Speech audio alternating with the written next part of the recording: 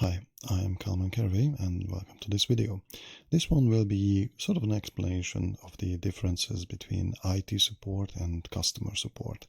A lot of people think that they are very similar and they can very easily switch from one to the other, but there are some really nuanced differences which can kind of make your life really problematic if you are not really prepared for it. To clarify, first of all, IT support, IT for information technology.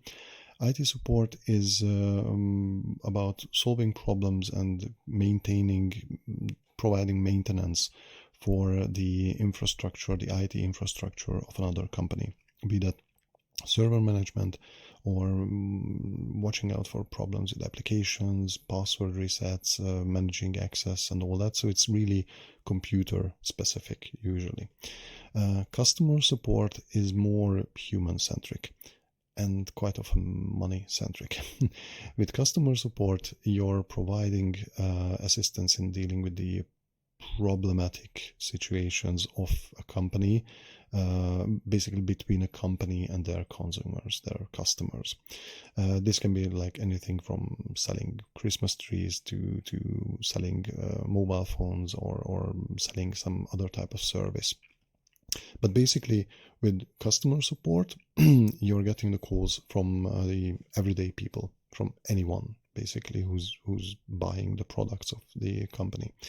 In IT support, usually your spectrum of callers is limited to one company, because ever since this whole outsourcing has been going on, there are these giant IT support companies and they have various teams, and each team is linked to one specific company for which they are providing the IT support. Now, what you can expect when you go into these. With IT support, you have to be prepared for learning a lot and learning very quickly. There will be a huge amount of information that they just unload on you from day one. If you're not really tech savvy, you will most likely be provided a sort of a catch-up training to make sure that you are up near the same level as the professionals. You won't be, it's impossible, but you will still be able to get around computers and find your way in the systems. And on top of that, you will receive the training about the client-specific systems, like what applications they use, what kind of network they rely on, what servers and whatever systems they need. So a whole bunch of stuff will go into that. And also, IT-related companies have to adhere to various ISO and whatever requirements and certificates. So you will have to go through the trainings for those as well. And sometimes you will just sit there and think, what am I doing? Why do I have to do this training? This is nothing related to my job. Well, it's related to the company because they have to show that, yeah, everyone is certified, yeah, we're awesome, and you just learn something that you will most likely never use in your life. So it can feel a bit weird, but you have to go through it, and sometimes you have to go through it again and again and again because you have to be recertified every year. Now, regarding customer support, it's a bit simpler. You just have to be able to communicate normally with people, and they will provide training, like basic training in soft skill and how to communicate and how to handle the phone system. And apart from that, just a quick rundown of their internal systems, how you can check the billing information, report problems to other teams and all that. In general, it's quite a bit simpler and more transparent and less confusing than what you will see in IT support. Some companies can make it really complicated, but that's usually because they themselves haven't gone through cleaning up their own processes. But in general, just speaking from coming from IT into customer support, it's like much easier. Like, I wouldn't say like easy, but it's simpler more streamlined and easier to follow what's going on, basically. As I mentioned, you will have to be able to learn quickly in IT support. And this is not just because they will bombard you constantly with new training material that you have to learn and have to be able to use it. Even during the day, there will be new situations arising, new problems, new issues, for which people will just find ad hoc solutions like, but that worked. So you have to be ready to hear from 3 tables away or 3 desks away that somebody found a solution for the problem that everyone has.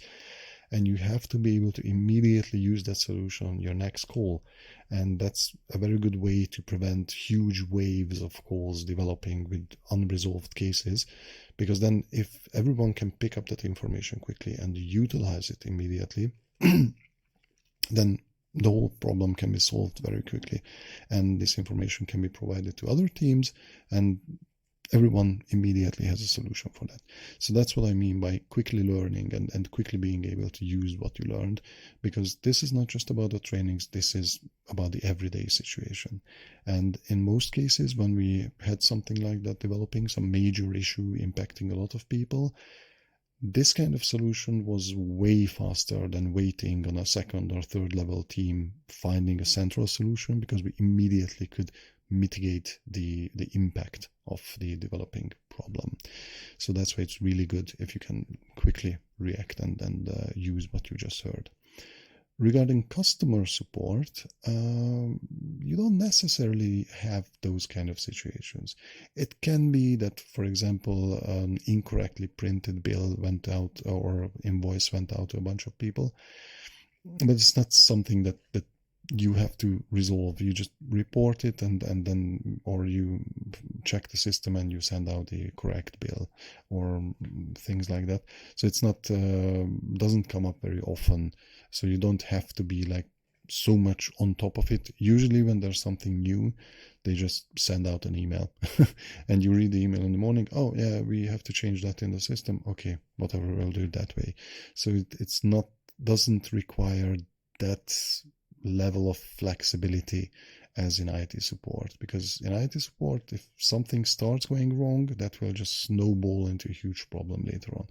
In customer support, let's just say the snowballs are much smaller. They don't generate that much weight for the problems. Now, apart from the nature or the impact of the problems, the other main difference is that IT support is less human-centric. Although you are solving the problems of people, but you're solving problems that developed in a certain system. And this whole thing is more focused on solving those problems. Usually you're not required to show much empathy. you can, but that's not a prime focus of the trainings or anything. You just, listen to them, be very polite, and then solve the problem as quickly as possible.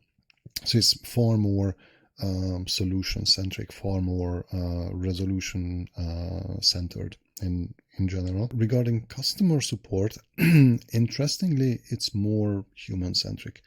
It's understandable, but sometimes they emphasize the empathy part, the understanding, the human pleasantries more than the actual solution. Sometimes they will, especially in email communication, they will focus on that. Hey, have you put that extra nice sentence in the end of the email? I'm like, no, why would I do that? But it's more pleasant for the customer to read, but it reads really dishonest, like it's really sugar-coated sentence that doesn't make sense at all, but you still have to do it. Okay, then we do it. So it's kind of weird. Sometimes in customer support, they seem to be shifting focus from the actual solution of the problem to just making the call pleasant for the customers. And it's like, for me, coming from IT, it's a bit weird, because usually when the problem is resolved, the customer is relieved and they don't have any more problems. And apart from that, the difference is also in responsibility.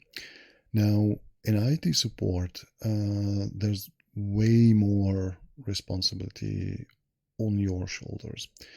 If something goes wrong, if you mess up something in the system, that can have really, really long-reaching and wide-reaching effects.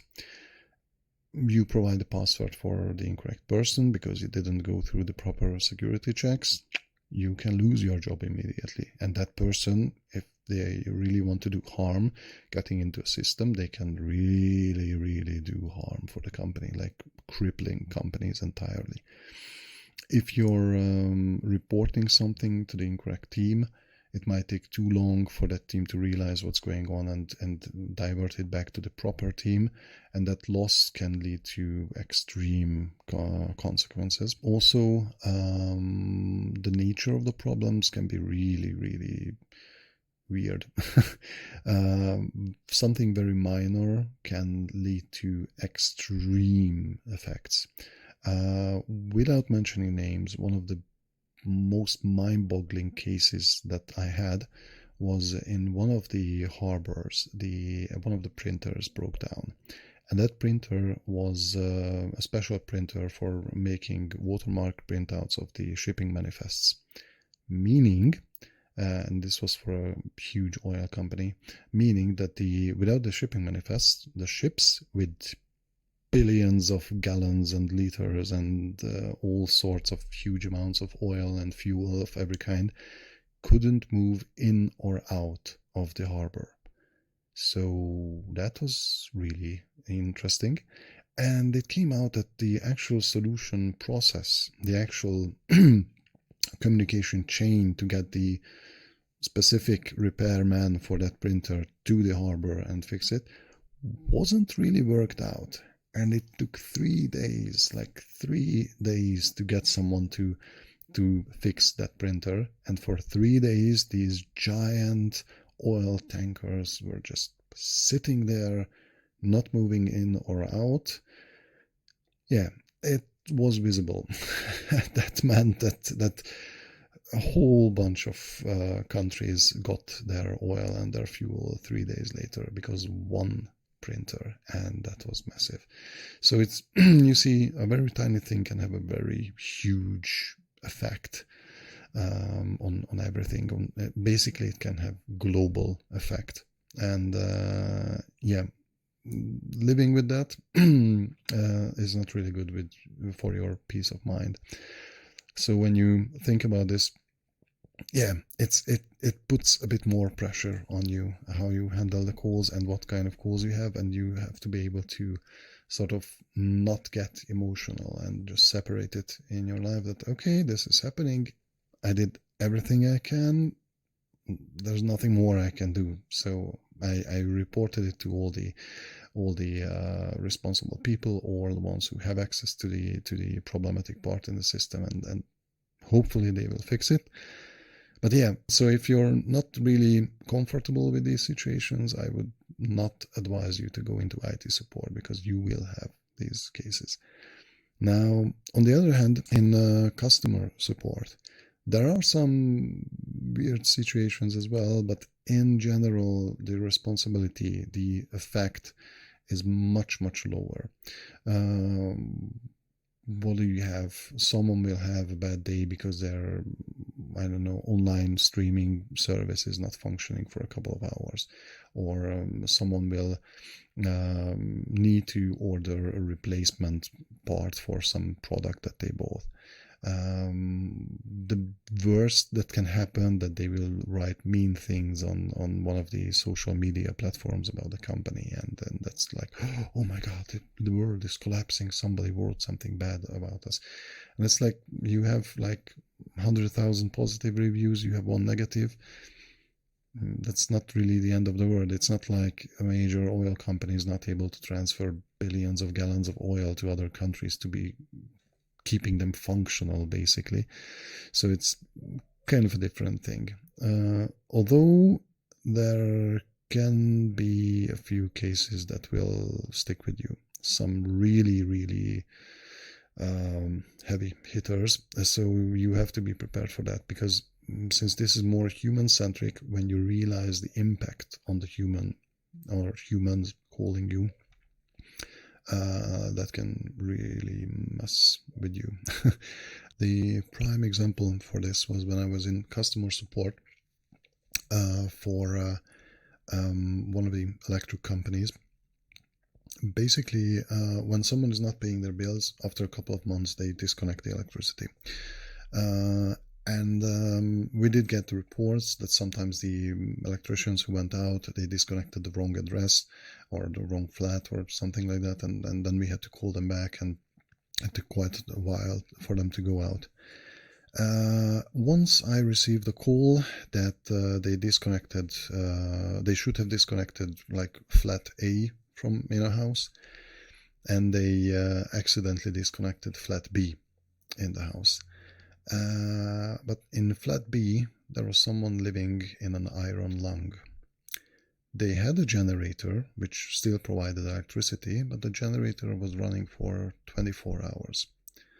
Now, when we report such an incident to the electricians, to the actual repair people, it takes them 48 hours to go out and fix things.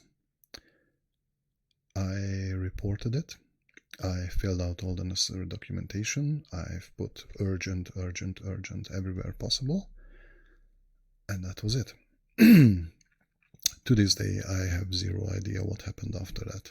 But that is the one case that stuck with me and made me, taught me how to separate the emotional part from the work. Because you do what you can.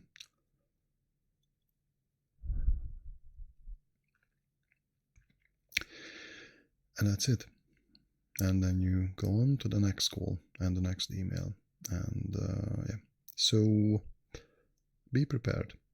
If you go into customer support, although in general there's less responsibility regarding the cases, but you can face some impossible situations, and yeah, that's also something that you have to consider. So all in all, be prepared.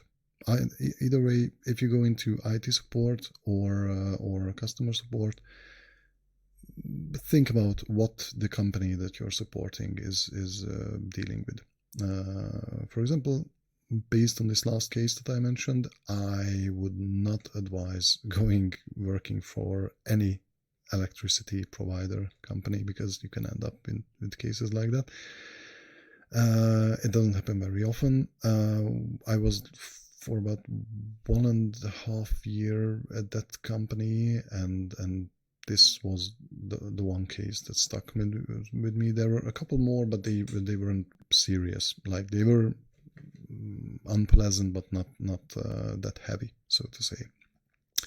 Yeah, so be prepared. There are weird things everywhere, and I hope this video could give you a bit more perspective on your future choices if you go working for any of these companies.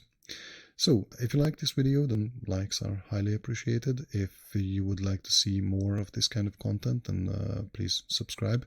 That really helps a lot. If you know someone who would benefit from this video, then please share the link with them.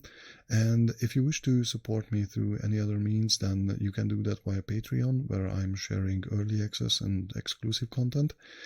Also, you can buy any of the products with my designs on Redbubble, or a copy or two of the Adventures of the Smallest Astronaut Book 1, available on all regions of Amazon. So I hope this video was helpful for you. Thank you for your time.